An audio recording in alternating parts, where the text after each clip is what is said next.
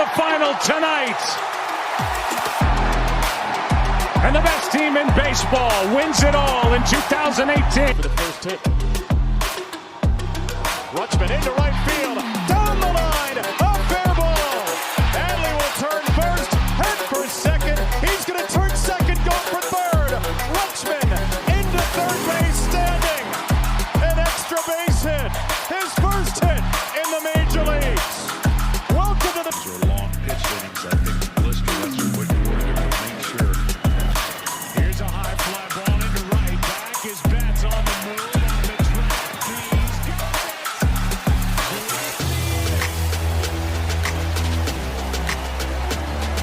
got catch by Mookie Betts.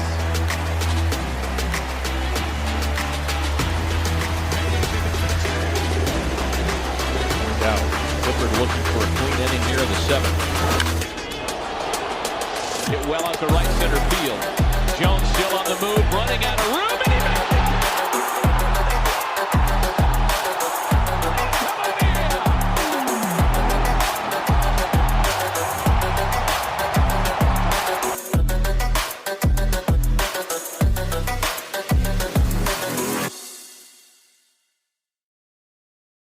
Hello, everyone, and welcome back to Beyond the Ballpark. As always, I'm your host, Patrick Moran, alongside Brendan Cunningham. We're recording here on Super Bowl Sunday. Hope you guys enjoy the Super Bowl. Chiefs, Eagles, no one wanted it for our football fans, but here we are. But, you know, we're not a football podcast, we're a baseball podcast, which is nice. But before we jump in and continue our top 10 rankings, Brendan, how are you doing today? I'm doing pretty good. I mean, I'm hoping Chiefs don't win later today. That would kind of ruin my entire year, but let's hope flag will fly. That's true. That's great points. So yeah, it's for today. We have third base and left field. Third base was pretty good to make, and then left field is very subjective, very stressful, even though it shouldn't have been that stressful. So I think without further ado, let's just jump straight into it. So top, we'll do third. We'll do third base. And for my number 10 third baseman, I know he's, I think, going to be a second baseman in 2025. But we're working off the ESPN numbers and such. I had Jazz Chisholm at number 10. Who did you have? I had Nolan Arenado. Okay. All right. Should I reason Jazz or do you want to reason Arenado? You go ahead. Okay. So I put Jazz here. Jazz looked rejuvenated with the Yankees, and it looks like a really good pickup for New York. You know, it wasn't spectacular at third, but obviously it was a position that he didn't really know before he got to New York. And all things considered, he actually held it down pretty well. You know, he's got a really good bat that can definitely play in New York, and he's a really electrifying player. I mean, he can kind of do a lot of different things. He can kind of put pressure on defenses and just kind of play with flair, kind of play with some swag. And that's what the Yankees needed when they got him. And,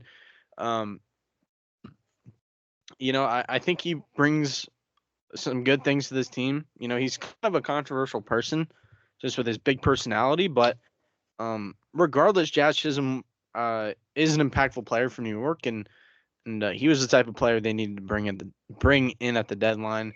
You know, he hit 256. He had 24 home runs, 760 OPS, almost a 3-win season according to ESPN. We'll just preface with that, you know, because WAR can differentiate. But yeah, you know, he's a solid player, and I think it's a good fit in New York. Yeah, a lot of good points. I picked Nolan Arenado, kind of as a respect pick. You know, last year's kind of our generation, he's been the best third baseman. So I give him respect. I think he's still a playable player, and he's still good defensively. I think he still has something in the bat left with him. You know, I know 2024 wasn't a great year as we've seen, but, you know, I have faith that he can bounce back and have a better offensive season. Not to say he had a bad season. He still had a great season in 272 with 16 home runs. I just think he can get those numbers up in 2025. Do you think he gets traded? You know, I'd like to see it. I like to see him on a winning team. Okay. I'd say yes. And then where? Oh, I know Boston's been in there, been in the mix. Boston. We could. Could We got happen. Devers there though. Or we can move him though. It's kind of the ripple effect of like you move Devers to first, and then Casas gets on his way out. Yeah. But I'm not. Do you have an idea where he's gonna get traded? I don't know. I was almost about to say the Mets, but the Mets just got Pete Alonso. We'll talk about the offseason in later episodes just for some context. I mean, I know it sounds stupid, but the Angels like, why not? He's willing to waive the no trade clause. Yeah.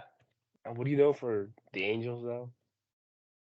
That was like one of the teams that he had on his list. It was weird. That is weird. I mean, Seattle could always be a fit for hitters, even though he's a glove first player. I don't know. It's kind of interesting to talk about because, like, there are teams that could use him, but also like not. I mean, this is so messed up, but he could just be a Dodger. Ugh. Yeah, give him one of them. That like it could happen. I don't know.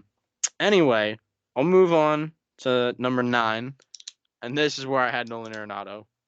You made a lot of good points. It definitely feels like the decline, and that's a little sad considering that we've known him as one of the best third basemen in the game. And the glove is practically insane. The bat has always been really good. This year, it felt like a little bit of a step back just because of the age. Maybe it was because of the circumstance in St. Louis.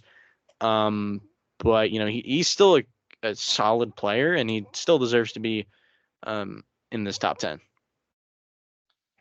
Yeah, at number 9 actually had Jazz Chisholm. Oh, so flip flop, nice. We flip flopped them. I think Yeah. you said it well. Yeah, he looked a lot better than the Yankees. He's definitely a good player for them. Even though he's going to move second, we forgot to include him in second base from the list. So we had to include him somehow. So we threw him to third base. Yeah. Like you said, he held it down at third base. I think he did a good job. Yeah. He's going to be important for this Yankees team. For sure. All right, number 8. Not much to add on those two because we, just straight up flip flopped them. Number 8, I had Eugenio Suarez of the Arizona Diamondbacks. He had a really good year. I think kind of quietly. It may seem like on the surface that he's a one-dimensional player, but he can do a few other things. I mean, he hit 256, which isn't bad, but 30 home runs is really the calling card, and that played really well for Arizona. He drove in 100. I mean, that's the type of player you need out in Arizona. Like they needed a run producer, and they got him in Gino Suarez. They needed the power coming out of 2023 and then going into 2024. He had a 319 on base, 469 slugging, a 788 OPS. I mean, this guy's just really good. I know that he had the peaks in 2019 with Cincinnati, hitting like 50 plus. Kind of was moving around a little bit. He was in Seattle, now he's in Arizona. But he fits really well there. I mean, you have a lot of guys who can get on base. Like a Corbin Carroll and Jake McCarthy and guys like that. Those two can get on and then run. And then guys like Ketel Marte and Gino Suarez can drive them in. Although Ketel Marte can kind of do a little bit of both. So, yeah, it's similar to Jazz Chisholm. I love the fit on the team, and this was a great get for Arizona, I think. Yeah, for number 8, I had Alec Bohm. Okay. From the Phillies. I think he also had a great year. He hit 280 with 15 home runs, 97 RBIs, and OPS of 779. Home runs wouldn't you like to be, but he hit 280, which you actually look at it is the best out of all third basemen, which is surprising. That 280 is the best, but it is the best. So I give credit to Alec Bohm. I think he's a okay defender, and he's also a great hitter. He's just been kind of doing it. I know you like Alec Bohm. You got a jersey of him. I Just did, yeah. Philly. I don't know why I did that, but it seemed cool at the time. What? You regret that decision?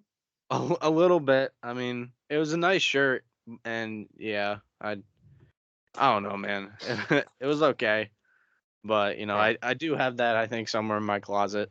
I don't think it fits me anymore, so That's why I don't wear it. But yeah, Alec Boehm, he had a really good year, All-Star. I'll just spoiler, I did not have him in my top 10. So yeah, that's Dang. kind of not a great second half from Alec Boehm, even though he did have a 780 OPS. I think there's some better players than him. So, and wait, okay, so that was your number 8. I'll go number 7. I think this guy's definitely better than him, Jordan Westberg. I think Jordan Westberg. It feels like he's slated to be the starting third baseman for Baltimore. He can kind of do the little second and third thing, get to short in a pinch because he did initially come up as a shortstop. But he had a really good year. I mean, he did get hurt, which doesn't help the numbers, and that's why he wasn't on the ESPN list that we've been referencing. But he was fantastic. I mean, he was fully deserving of being an all-star.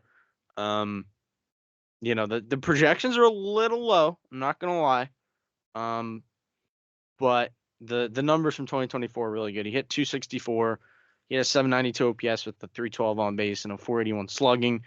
260 or 18 homers. He had a 2.5 win season according to Baseball Reference. 130 OPS plus essentially. I mean, this guy's just a gamer. He's really good. The floor is so high with him where the consistency is the name of his game. I think he can absolutely repeat what he did in 2024 and carry that into 2025.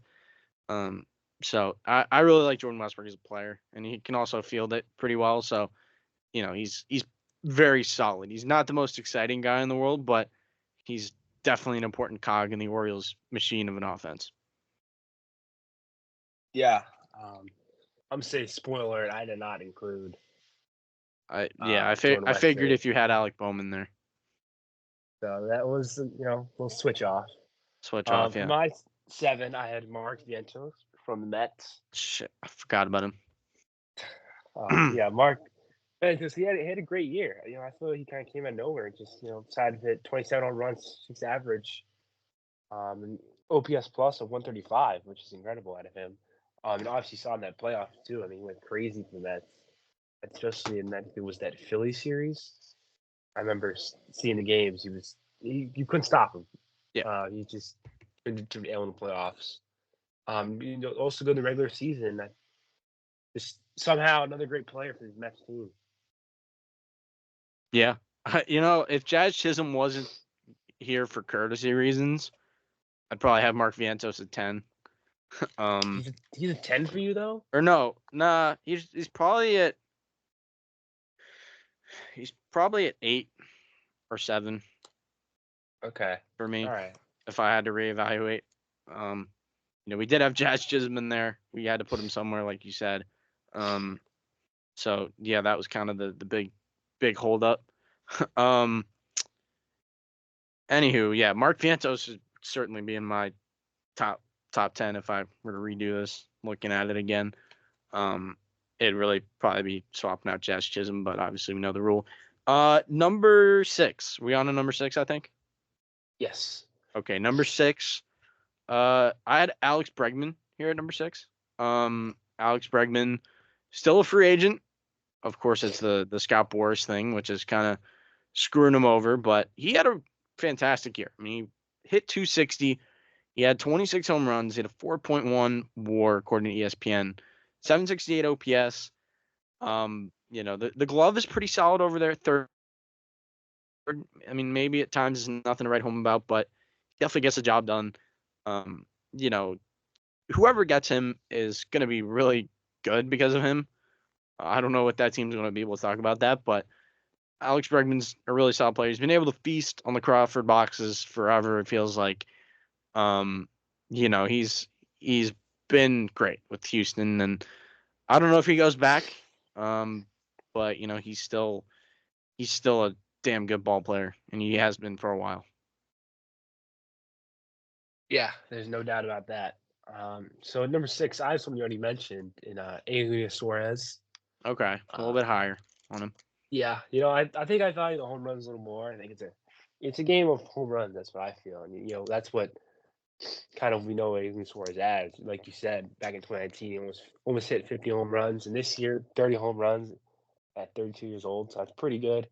Average, actually is higher from other years, like last 2 years or so, at 256. So that's not terrible. I think I valued at 30 home runs, which is one of the highest at a third baseman. So I find that very valuable, and I'm sure it was very valuable for the Diamondbacks. Absolutely, for sure. I can see where you're coming from. Number 5. Yeah, number 5. I had Matt Chapman at number 5. Matt Chapman obviously got the extension with San Francisco. He performed fantastic while he was there. He had a 7-win season, which is kind of crazy.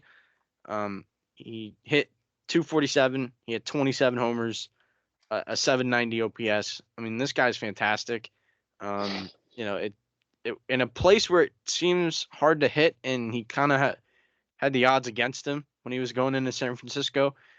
It felt like he made it work, and obviously with that Gold Glove or Platinum Glove caliber defense, if he can just hit, that's really gonna make him more well-rounded. So, Matt Chapman had some awesome numbers with San Francisco. It's great to see him kind of playing well again, and he's absolutely deserving of being in the top 5. Yeah. So for my number 5, I've already said Alex Bregman, the still free agent. Then maybe going back to Arenado, if Houston doesn't get him, do Houston trade for Arenado? Is that a possibility? Well, they have Paredes and Walker already at the corners, so. Okay, so maybe not. But I mean, Houston's willing to be flexible. Like Yeah. Altuve could go to left. I saw that report, which is kind of crazy. Really? Yeah, Paredes would be at second, and then you'd put Altuve. Yeah, I can't picture him in second. I know. It seems so wrong. Yeah, but going back to Alex Bregman, another great year out of him. We've seen him before, see it again. 26 home runs, 260 average, 4.1 WAR. It's consistent, Bregman. Yeah. I'm not a big Bregman guy. I think he's kind of a jerk. True. But you got to respect the talent. He does it every year, and so that's respectable. Yeah. I don't know where he could go. I mean, it could be the Tigers. It could be the Red Sox. I know those two teams have been floated. Yeah. So let's high up on the Red Sox. Yeah. I know he's a good player. I don't want him. Yeah. I mean, he could go to the Phillies too if Bohm's on the move. Yeah, I can see that. So yeah, I mean, we'll see where he lands.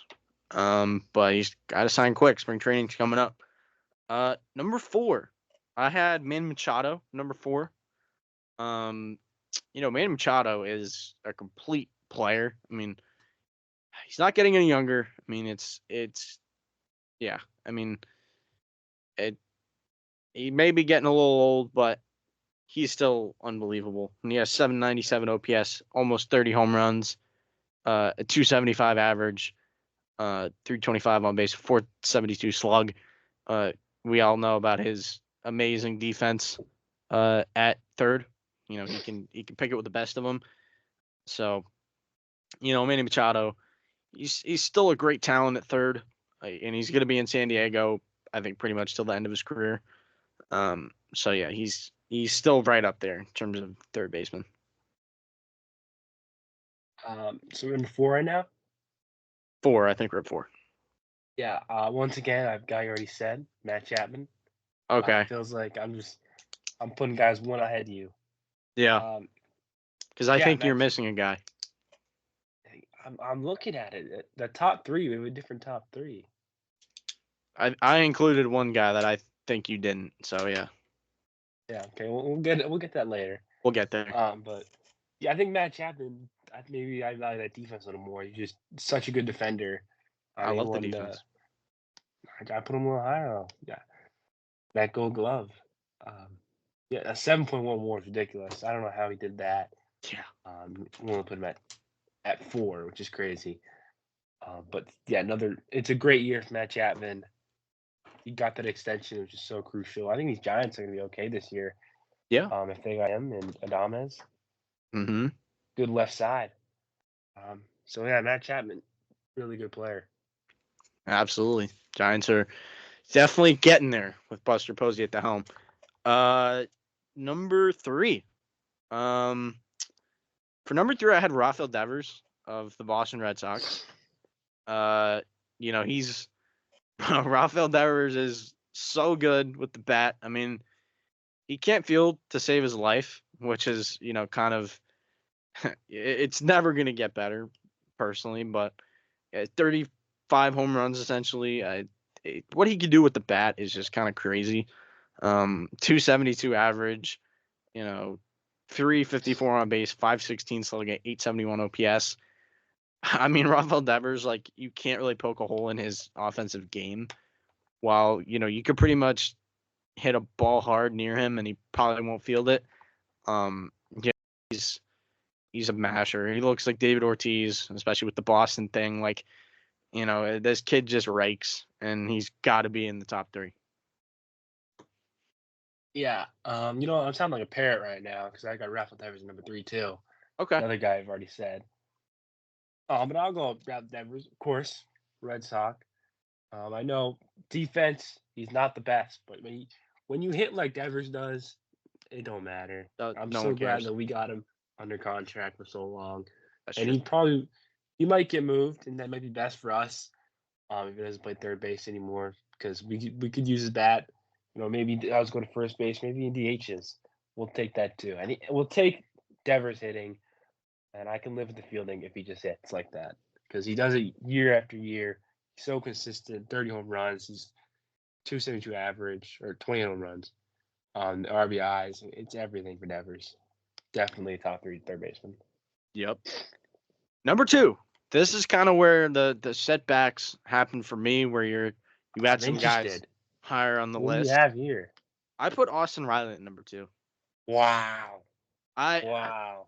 There's so much to love for Austin Riley. I mean, I know he got hurt, and that's, kind of derailed his 2024 season. Let me get his baseball reference page up. But, I mean, man, it's so easy to fall in love with Austin Riley. He's a good defender. I won't say it's spectacular, but he's at a point where it's just really good. And obviously he rakes. I mean, he had a 256 average. It was a 322 on base, 461 slugging, 783 OPS, 115 OPS plus. Essentially a 3-win season for him with almost 20 homers.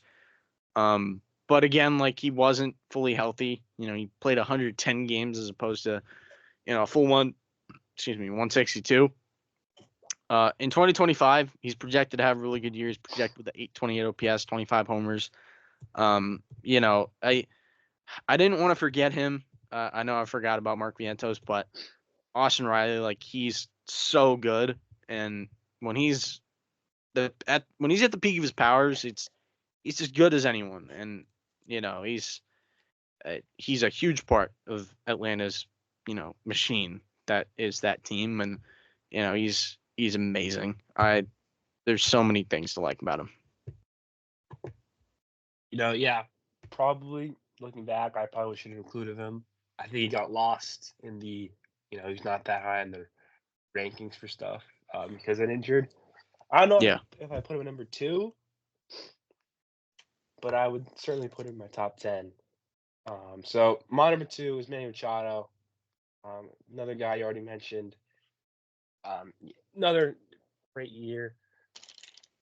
Still good defensively. Still can hit. I feel like you kind of said it all earlier. Numbers are all good. 105 RBI is ridiculous for him. So Manny Machado, nothing new there. Yep. And number 1, I think we both have the same number 1. Yep, we do. Let's say it on 3. 1, 2, 3. Jose Ramirez. Yep. I mean, how much can you say about this guy? I mean, short king. He hits 280. He almost had 40 jacks. He drove in 118. 872 OPS. He almost had a 7 more season. Doesn't strike out. He doesn't strike out 100. What was the Kate Walker's? 54 walks to 82 strikeouts. That is insane over the course of a full season. He almost went 40-40, I believe. Yeah, he had 39 homers, 39 doubles. I mean, Jose Ramirez, what more could you ask for in a baseball player? He's one of the best in the game, and he is clearly the best third baseman. Yeah, no doubt there. If any other player, you're wrong. This is a fact. He's the best third baseman in the game. I don't know what else to say. Yeah, he's insane. I mean, and he's on such a team-friendly deal, too. Yeah, what doesn't he do? What can't he do? I mean, how many stolen bases did he? 41. 40, He almost 41. went. He almost went 40-40-40. I knew there was something I was missing about that. That That's is crazy. wild. I know. Jose Ramirez. And who doesn't love him, too? He's such a, lovable baseball player. The year consistent. So, yeah. All right, we'll move on to left field now. This will be a lot more subjective. It kind of feels like left field is in more open-ended position. Just to preface, we will have a DH list, so it won't include maybe some guys that played left field that are more so DHs. But yeah, we'll get into that right now. Number 10, I don't feel good about this because I feel like he should be higher. But I had Wyatt Langford at number 10. You know what? So did I. Really? Yeah, I had Wyatt Langford at 10. We're already 1-for-1 on the most objective list ever. Not expecting that. We were talking before. Now we think this is one we might not get any. I know. Together. Yeah. Wow, that's kind of crazy. Okay, so yeah, Wyatt Langford, he had a really good second half, which kind of boosted the overall numbers. 253 average, 16 homers, 74 driven in, 325 on base, 415 slugging, 740 OPS. I mean, obviously the talent's there. He just raked through the minors right after he got drafted and, killed spring training competition. That's what got him on the opening day roster. It was a slow burn. I think he might have gotten hurt for a little bit. I don't remember, but once he kind of settled in, he really showed what he could be. Just watching film of him in college, kind of doing a scouting report on him, he's crazy. He could be a monster. I liked Walker Jenkins a little bit better coming out of that draft, but Wyatt Langford, in terms of just an MLB ready outfielder, he's right up there with anyone, and he's a true athlete too. So yeah, I mean, I think he could be like a rocket ship this year. There's so much meat on the bone with him. Yeah, he certainly is special. I definitely could see him climbing this list next year, even in the top 5. Yeah, it's very possible. I mean, the sky's the ceiling for this kid. He's got a lot of tools. He could definitely be a top 5 left fielder by next year. I could see that. For sure. Number 9. I had Ian Happ at number 9. Wow. 2 for 2. 2 for 2. Oh, wait, what's going on here? Wait. Make this up. Wait, that's kind of crazy. Okay. Yeah.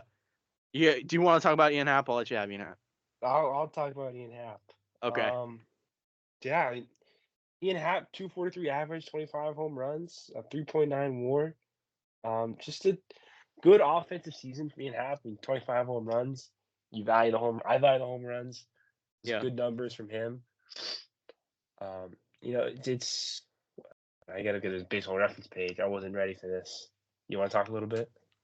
Yeah. I mean, I feel like he's the model of consistency. You can lock him in to be a 2.5, 3-win player every year. He's solid at pretty much everything. The home run output's really good with him. He's just the epitome of consistency. It feels like it never feels like you're gonna get a bad version of Ian Happ. It feels so safe with him.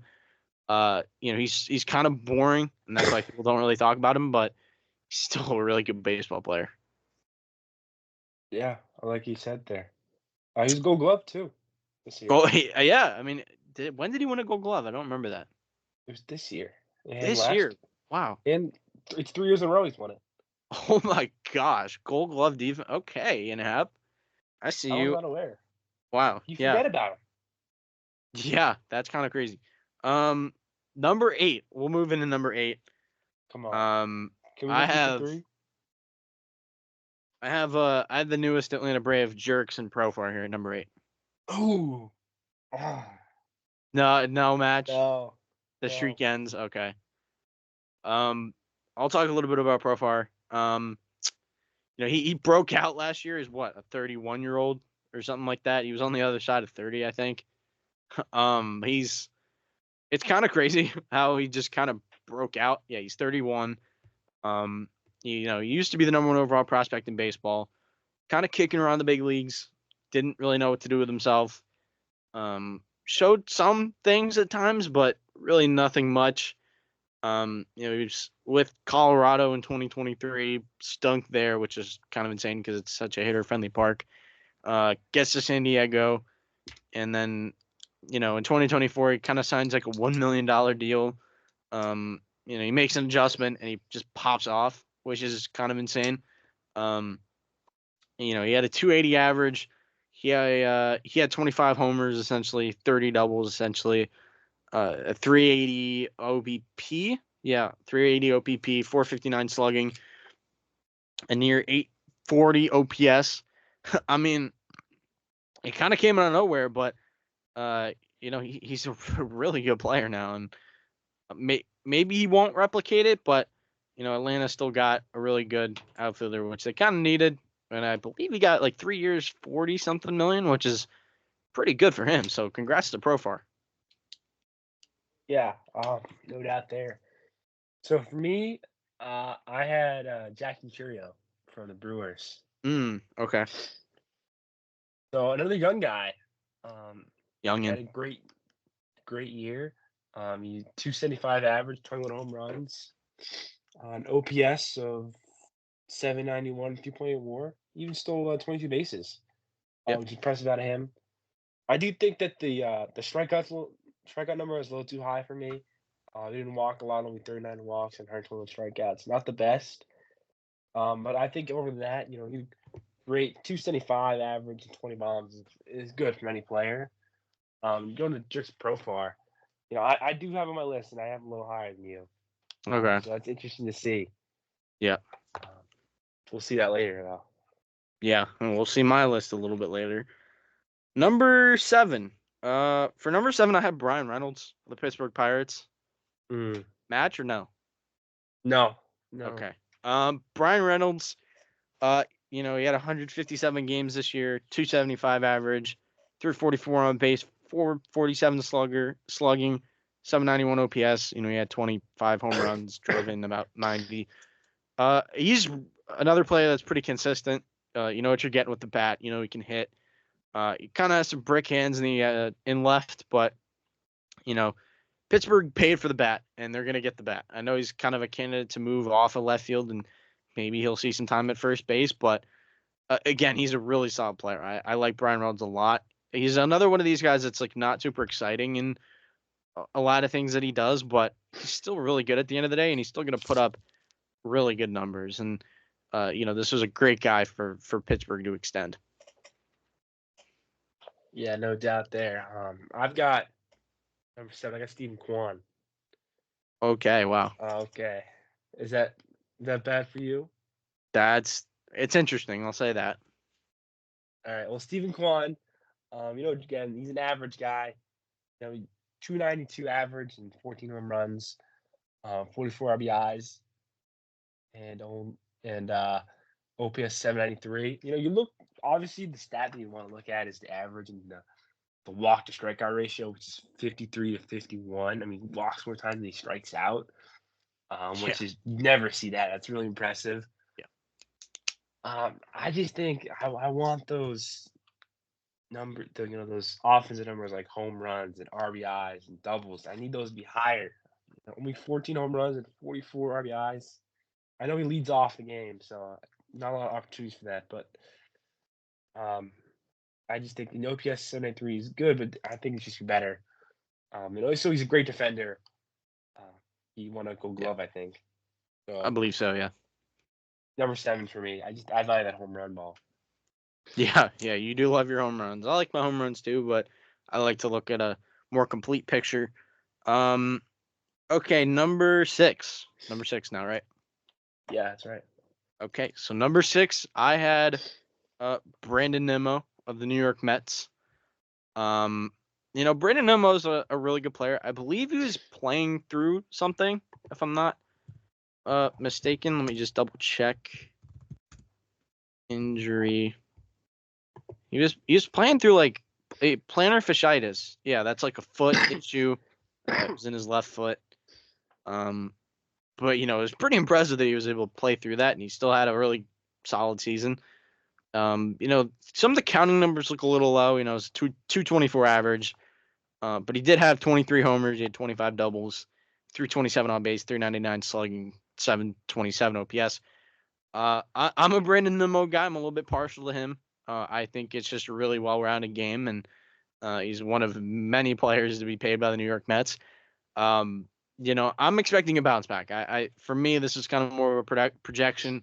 I think he can kind of put that plantar fasciitis behind him and have a really nice 2025. Especially considering that Mets lineup is definitely getting a little bit longer. It's not the first name you're circling, not the second name you're circling, maybe not even the third name you're circling. But Brandon Nimmo is still really solid, and he's really valuable to the Mets. Yeah, I didn't include him. I think you said your projection there. Yeah, I did tell these numbers, and I didn't think he fit on this list. you didn't see it, and that's Um, okay. but he's certainly close. Yeah. For my number six, I had Riley Green from the Mm. Tigers. He was an All-Star this year. I think he had a great season. He 24 home runs, 262 average, OPS plus of 133. So just good numbers for Riley Green. I think offensively, great player. Like I said, those numbers are all good for him. It's just a kind of solid. He's 24 years old. He's young. What was defensive? Great defensive player too. He led all left fielders in defensive WAR at one. So that's another plus side around him. I think he's just a solid player. Does everything well. You can respect that guy. I think he deserves number six spot. Yeah, yeah, it's a solid spot to have Riley Green. Number five. My number five was Colton Cowser of the Baltimore Orioles. Colton Cowser had an emergence this year. He didn't look good in a big league stint in 2023, and then he made the opening day roster in 24 after a monster spring training. And then quickly just played his way into the Oriole lineup.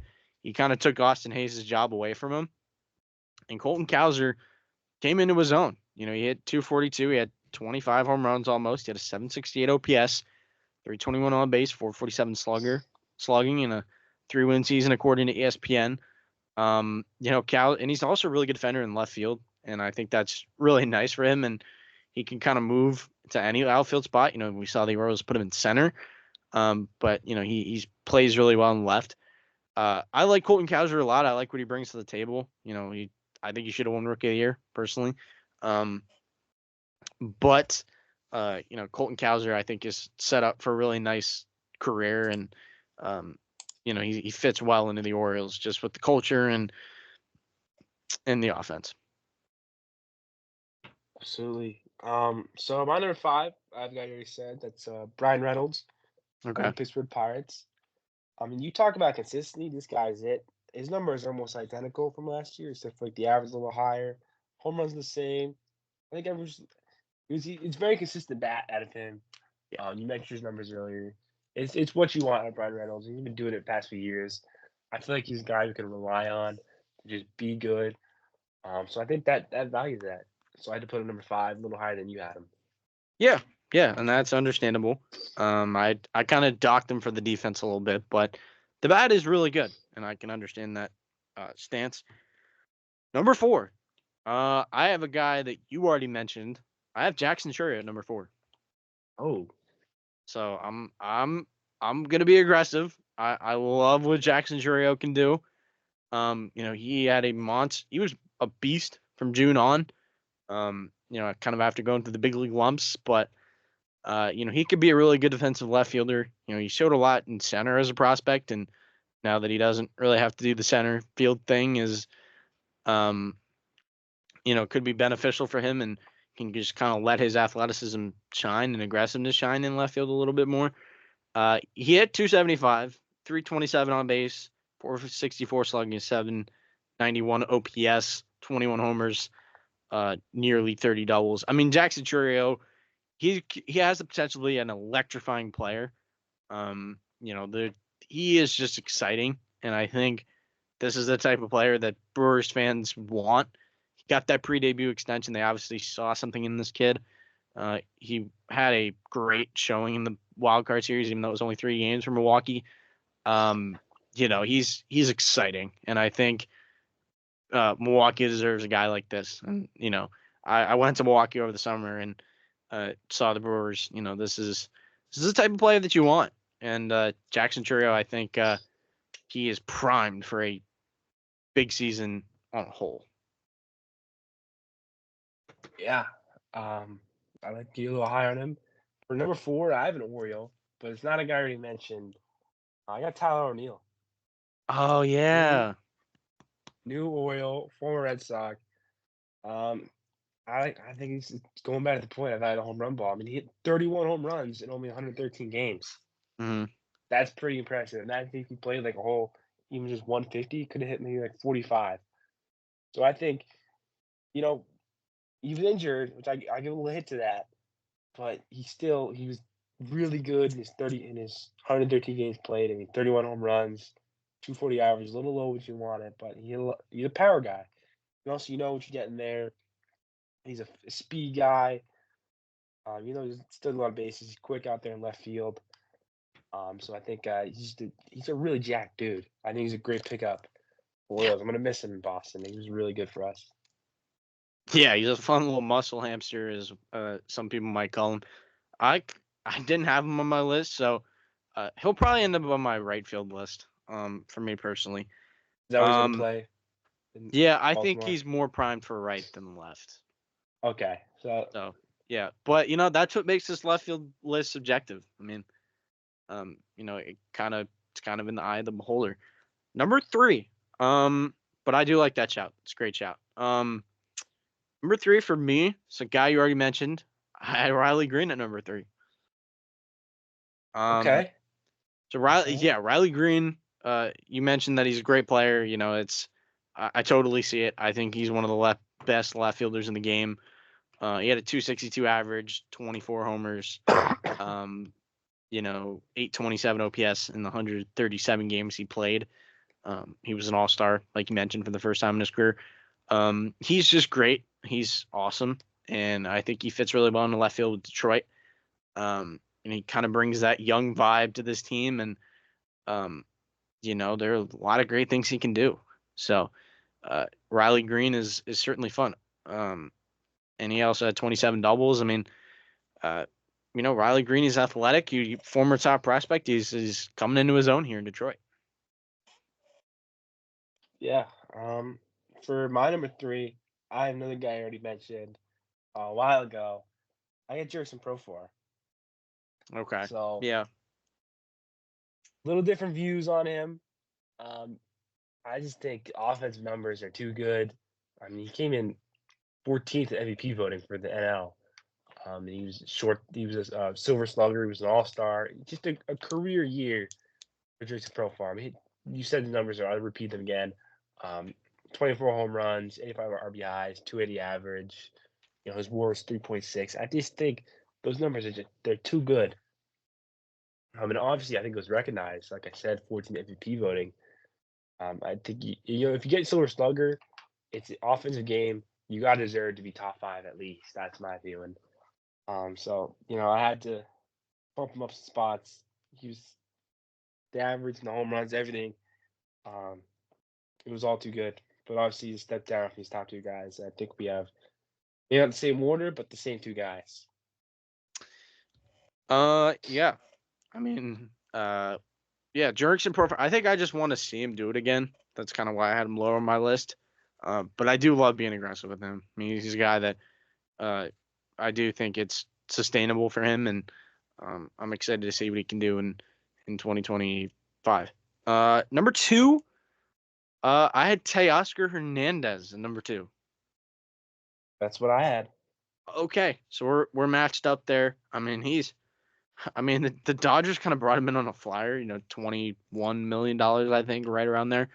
And he played 154 games. He had 272 average, he had 33 home runs, he had 99 RBIs, a 295 to 295 total bases. 339 on base, 501 slugging for an 840 OPS. I mean, this was everything the Dodgers were hoping for. He got rejuvenated with a winning culture, and that's another guy. He got himself a payday. I believe he got himself a 3-year deal to stay with LA. I mean, he's just the right guy there. And he's a beast. He went right back to being the player we saw in Toronto. So, Teoscar, he's a masher, and he's got infinite protection, it feels like, in that lineup. Yeah, I mean, it's just crazy to think that this guy is like the 4th best hitter in the Dodgers lineup. Yeah, 4th or 5th. Most teams he could be easily number 1. Yeah. So it's incredible. Yeah, like you said, he just had a great year. What we saw in Toronto, he brought it back. You have to love that. It's just upsetting that the Dodgers got him. Yeah, it's another good player that they have. Yeah. But it's fine. It's fine as long as not the Yankees getting them. That's true. Yeah, that's very true. All right, and then number 1. I think we have a different one. What? Yeah, because I have a guy that you already mentioned. I have Steven Kwan at number 1. What? Yeah. Is this guy not a left fielder that I have? Who did you have at number 1? I had Brent Rooker. Oh, I think of him more as a DH. He's a DH. Yeah. He's in that category with like Jordan and stuff. All right. Yeah. So You could talk about Rooker though. I will talk about Rooker. Okay. Let me check his number. You talk about Steven Kwan though. Yeah, I mean, you already talked about Steven Kwan, but I think Steven Kwan is the best leadoff hitter in the game. I mean, in terms of the archetype for him, he fits it to a T. He fits it perfectly. Just being that guy that can get on base. He hardly ever strikes out. He added some juice to his game. I mean, I know it's only 14 homers, and in the grand scheme of things, it's not the most impressive thing in the world. But the dude gets on base at an elite clip. I mean, 368 OBP. That's 53 walks, 51 Ks. I know you mentioned that, but that's just insane in today's game. 425 slugging, 793 OPS. I mean, yeah, man, this is the leadoff hitter every team wants. He can do all those little things, and that's the type of player that he is. He had what stolen bases? Where's the stolen base? Why can I not find stolen base? Oh, he had 12, so that's not the most, but again, this is just the type of player that he is. He fits it perfectly, and I think that this is like the highest floor we have in Major League Baseball. Yeah, I mean, it's a little bit subjective. We talked about that. Left field is very subjective. What you want. That's crazy. 1-7 though. Then Brent Rooker. I should have looked at numbers a little more. Obviously, I'm not watching athletics games, so I don't really know where they put him in the lineup. ESPN has left field, so I'll talk about him. It's a great year from Brent Rooker. I mean, 293 average, 39 home runs, 112 RBIs. I mean, offensively, that's everything right there. Average, home runs, runs driven in. It's all you want out of an offensive player. It's something for the A's. I'm glad that they have something to root for, like Brent Rooker. It's been a little bit. I think it's kind of since Matt Olson left that they had a good player like Brent Rooker. They extended him too. Nice, good for them. They made a good decision finally. Clap it up for the A's. Paid someone. Well, they kind of have to, or else they're gonna have a file or a grievance filed against them. That's not. You don't want to have that. That's not good. Yeah, no. But yeah, Brent Rooker got paid, so that's nice. Anyway, continue. Yeah, I think he's just a. I'll see. Maybe if I'll include him DH, because I kind of messed up here. But he's a complete offensive player. I think.